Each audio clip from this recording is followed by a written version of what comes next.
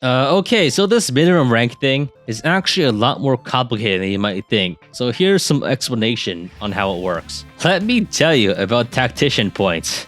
Oh boy.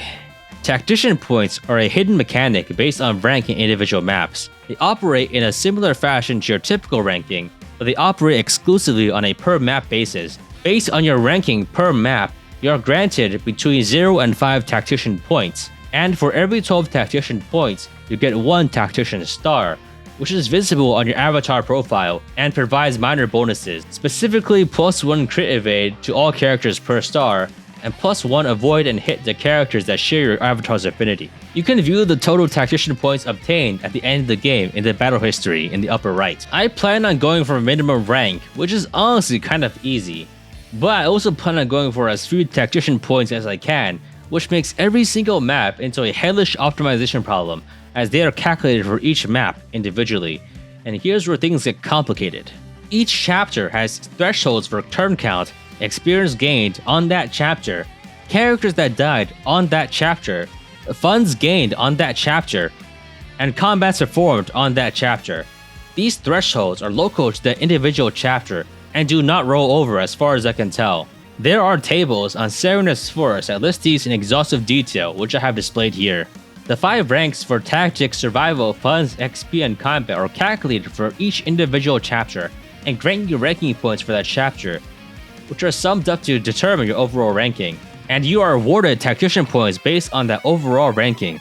If you achieve an S rank overall, you get 5 points. If you get A rank, you get 4, 3 for B rank, 2 for C rank, 1 for D rank, and most importantly, 0 for E rank.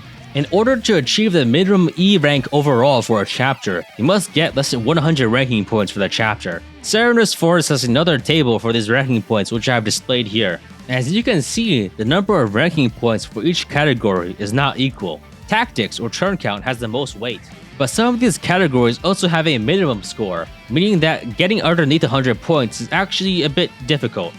So in order to get an E ranking overall in a map, you need to get 1 star in everything, except for survival, which can be 2 star. This gives you a total score of 40 plus 35 plus 10 plus 0 plus 0 equals 85. However, the problem is that in order to achieve a 2-star ranking in survival, you need to have 3 characters die on that map. For 1 star, you need 4. And simply put, you don't have enough characters in Fire Emblem 7 to consistently get a 2-star or 1-star ranking for survival in every map.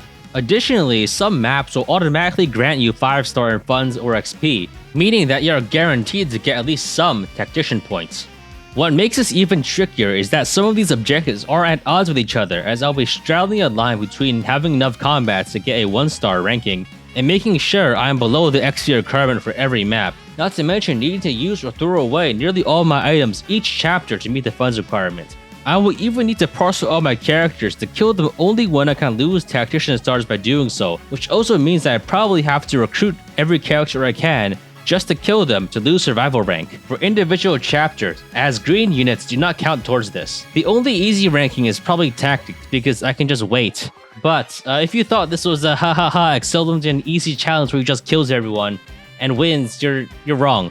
This is a huge optimization problem that I have very incomplete information on, and I don't think I'm going to be able to do it perfectly, to be honest, but I'm gonna try. Alright, and one of the main problems of this, unfortunately, is that most of this is not actively tracked by the game until the very end of the round, so I will need to do a lot of math, and I won't know if I mess it up until the end. What have I gotten myself into? Oh damn.